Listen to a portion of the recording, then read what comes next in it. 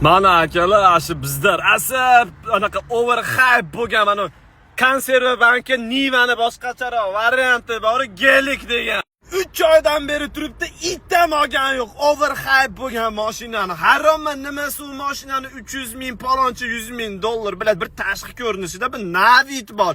Ichki dizayni oddiy Mercedeslarniki bilan bir xil. 300 ming dollarga Aston Martin, Lamborghini beradi. Ondan nima yur.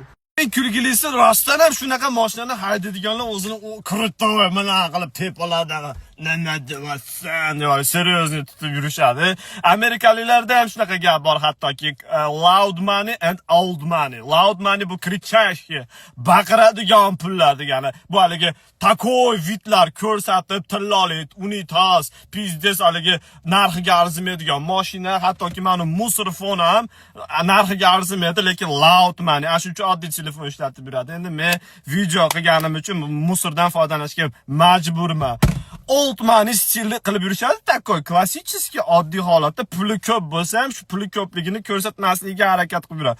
Bizdagi puli bo'lmasa ham qattandir kredit olib, meni pulim ko'p, qara, men krutoyman, qara, meni statusim zo'r, qara deb turib e'tiborni o'ziga ko'rsatib, nimanidir isbotlagisi keladi. Qisqa qilib aytganda, kimlarnidir fikri uchun yashashadi bizda. Vo, zo'r ekan, krutoy ekan, vo degan fikr bilsa, shundan kayf oladi. Bu haqiqiy baxt emas-da, lekin